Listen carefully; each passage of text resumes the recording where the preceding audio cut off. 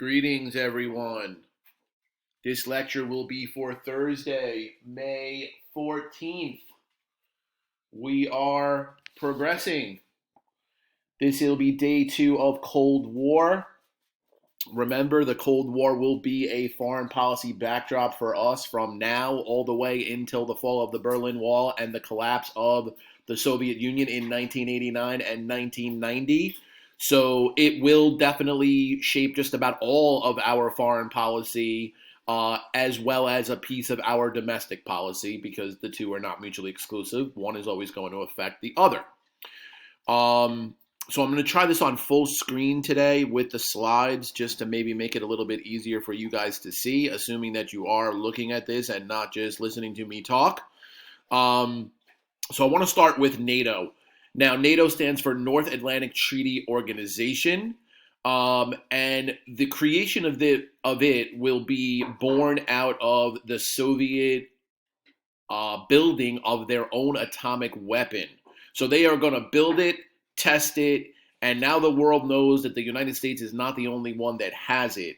So that is, in terms of, the fear of the Soviets and of communism, this is going to ramp up the fear. And that's what the Cold War is. It's fear up, fear down, fear up, fear down, but always there being a healthy amount of fear out there that the world was on some sort of, nuclear cliff that we were about to jump off, or that communism was taking over, or that there were spies working somewhere within our society to undermine us. So it's never going to be too far from the collective conscious or collective thought of the country, this fear of the Soviets and the fear of communism. So remember, with the UN, there's a bigger thought out there now that the world needs to work together. So first, the world needs to work together in order to preserve democracy and preserve capitalism, yes, but also to preserve peace. That is going to be the main goal of things like the UN and of things like NATO. So in this case, it's going to be a mutual. It's a treaty between our allies for mutual defense in case of a Soviet attack. So if the Soviets were to attack Britain or France or the United States or any of our allies that are part of this NATO agreement, we would then all declare war on the Soviets. So it's meant as a combatant, if you will, to the Soviets now having the atomic bomb, because that's going to raise the stakes, raise the playing field, and this is going to be our answer to that. Now, what we're going to see during this time period is every time we do something, they do something. Every time they do something, we do something, and back and forth and back and forth. So we're going to create NATO as a treaty between our allies. The Soviets are going to create the Warsaw Pact in 1955, which creates their Eastern European alliance of their satellite nations. So we form a military alliance in case they attack. They form a military alliance in case we attack. All right. Now, NATO still exists today. There was some talk with President Trump, I believe, when he was running for election in 2016, that he would end our agreement with NATO. But I believe that once he went and met with them, that he decided that it was a good thing. I don't exactly know where his thinking is on it right now.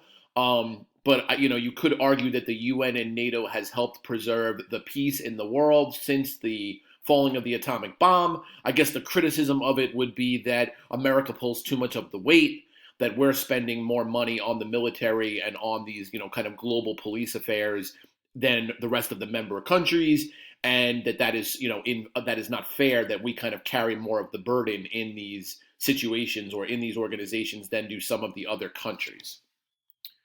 This is the map, Cold War map. So the red countries, it should say Eastern Bloc there, not Western. That's a mistake.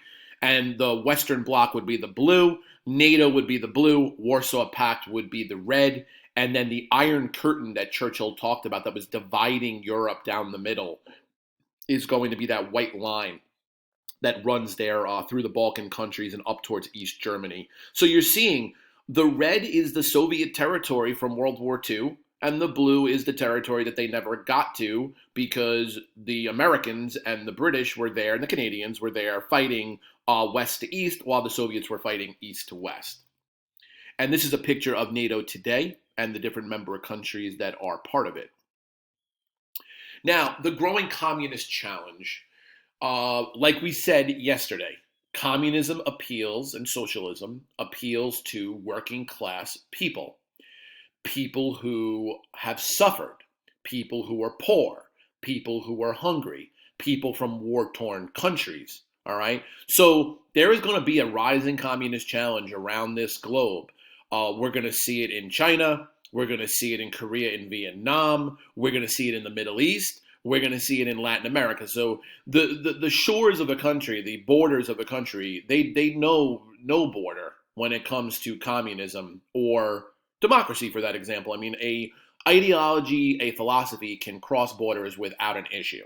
So, 1949, the communists led by Mao Zedong emerged victorious in a long Chinese civil war. And this is going to be a serious setback for the policy of containment. Now, remember, China is primitive at this point in time. They are just beginning, if you will, their pathway towards modernization. Now, they do share a border with the Soviet Union, and if you look at a world map, the size of China and the size of the Soviet Union as both communist friendlies with each other poses a threat for the Middle East, which, remember, the oil is the big natural resource that's coming out of there, presents a problem for Asia, where we don't want communism to spread. And it also poses a threat for Europe, and it creates a big block of communist-friendly business, if you will, in that part of the world. So Truman's adversaries in the Republican Party are going to criticize him for losing China, failing at containment, and forces the policy of the U.S. not recognizing communist China and blocking them from a seat at the UN Security Council. So it's somewhat controversial that they get put on the Security Council to begin with, because they're mostly an occupied power during World War II. They did lose lots and lots of people, only second to the Soviet Union, but they are a country that is thought to be sort of a playing field for the various world powers to exploit. That's what they've been. They are starting to turn the corner and coming out of that traditional focus into the more modern focus that we know of today. So the Republicans are going to say that the exiled Chinese government in Taiwan is the actual legitimate government. And Taiwan, there are people today that still consider the Taiwanese government, which were the Chinese nationalists, to be the actual rightful heirs to the Chinese government, not the communists. So Mao Zedong is going to take over, and that is going to lead to a pathway of a communist leadership that exists today. So Xi Jinping, who is the, I believe, president or prime minister, I don't know what they call him, of China today, it's a very different communism that they had under Mao, but you can draw a line straight from Mao and the winning of this civil war all the way to the Communist Party today. Remember, the Communist Party is China. There's no two parties. There's no checks and balances. There's no various political groups. It is the Communist Party. All right. Now, the National Security Council in our country is going to recommend a permanent military buildup to have the global crusade against communism. It begins U.S. spending on the military that has never ended. All right. Now, our second biggest expenditure on a yearly annual budget from our country is our military. I think they're somewhere up in the $700 to $800 billion range that we spend per year on our military. Now, we have, we've been in Afghanistan, we've been in Iraq. Those have been relatively small scale wars. We have not been in another major conflict since World War II, yet the spending on our military has gone up and up and up and up. There are politics involved, naturally, Republicans and Democrats. Who thinks it should be more to create a stronger presence? Who thinks it should be less?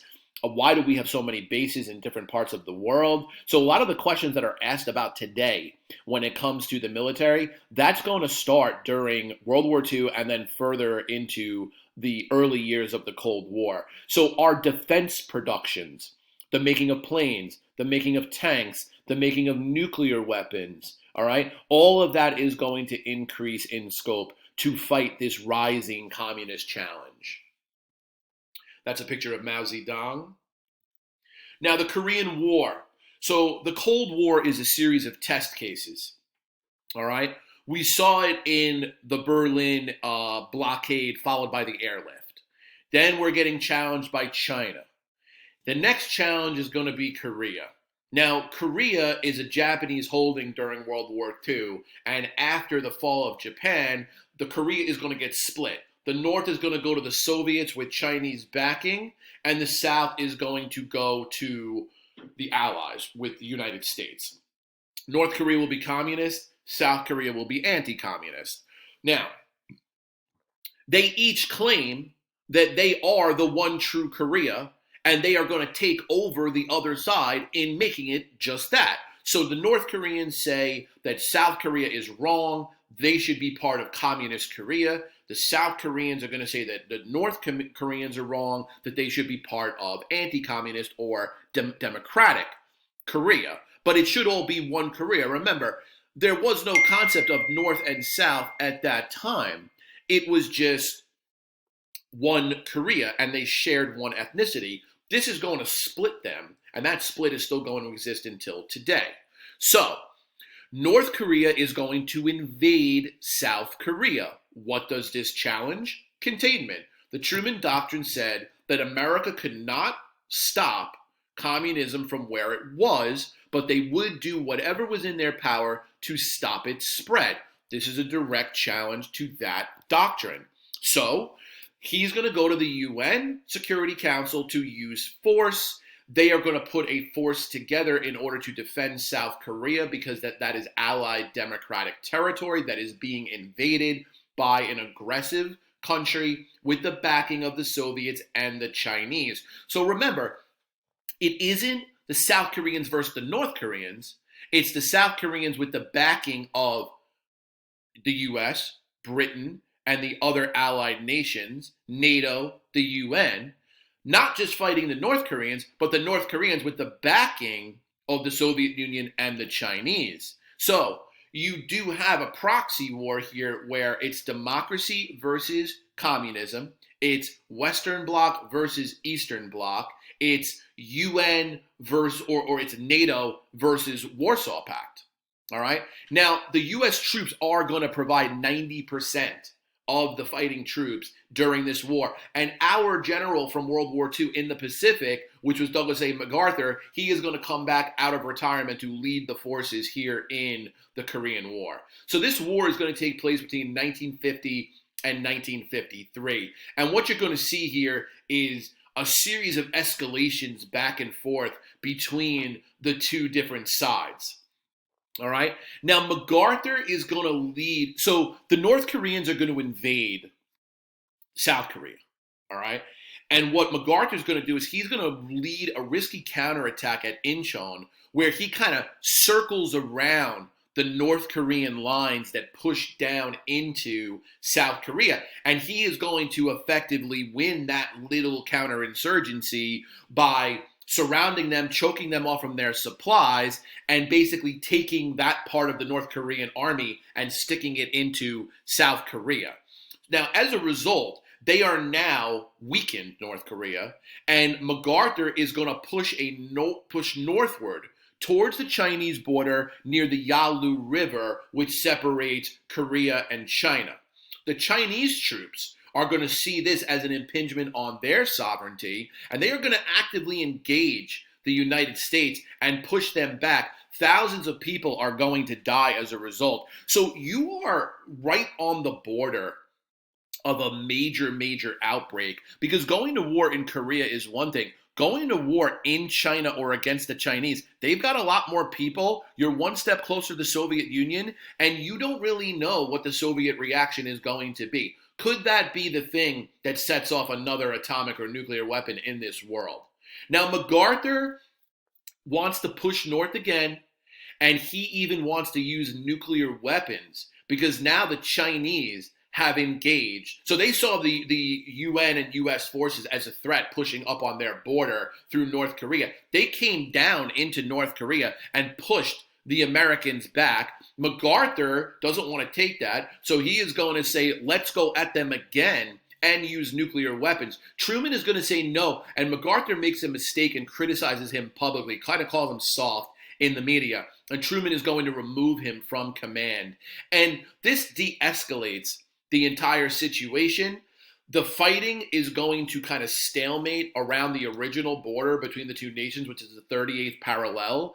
And there's going to be an armistice agreement in 1953. And what you see today when you look at the map, North Korea and South Korea with the line of demarcation, that DMZ, that demarcation zone at the 38th parallel, that is going to be a direct result of before this war, then they fought this war, and directly after this war, there was no clear winner. So, in terms of containment, did we contain communism to where it was in North Korea? Yes. So, in terms of the Truman Doctrine, you could say that this is a victory. You didn't turn North Korea into a democratic ally and unify Korea, all right, which I would imagine that most Koreans would have appreciated today.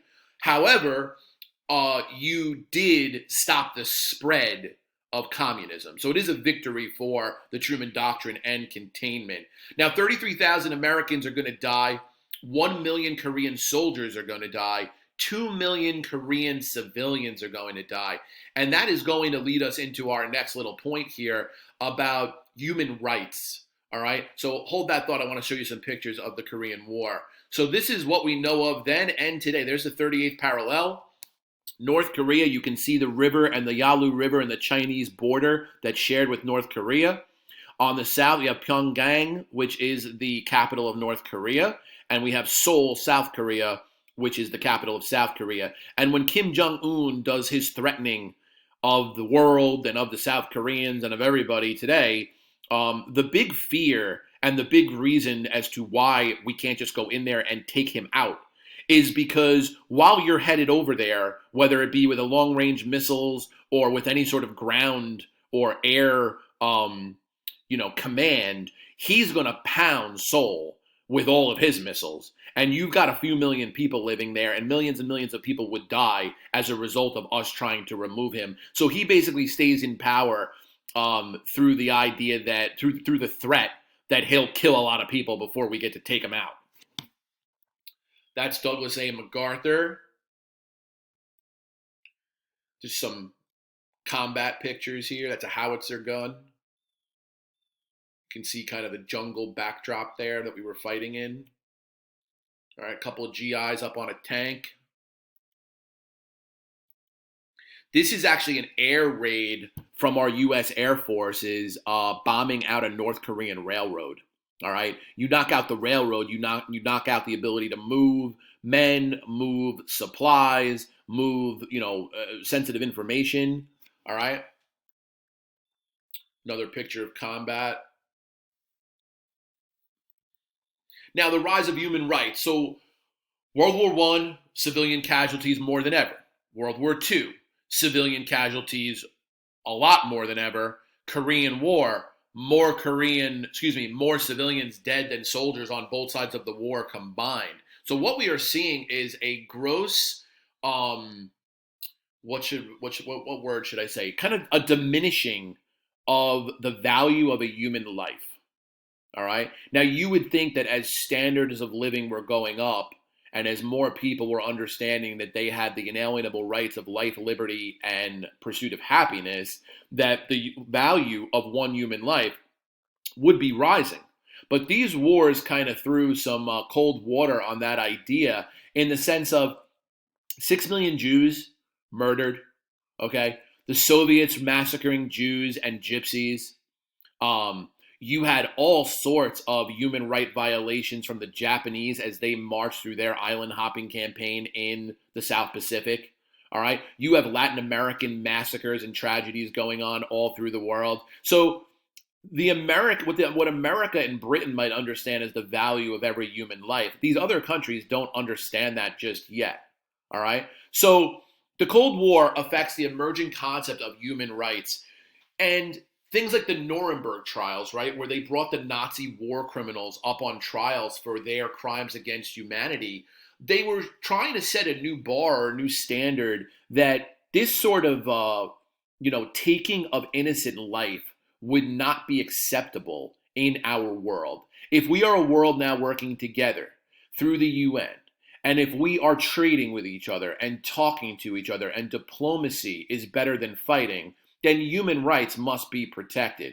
So the idea It's been around since the 18th century. We started with this. The Enlightenment and American and French revolutions, they're all based on the idea that humanity had certain rights. Not Americans, but all humans, which means that the Chinese citizen has the right to life, liberty, and property.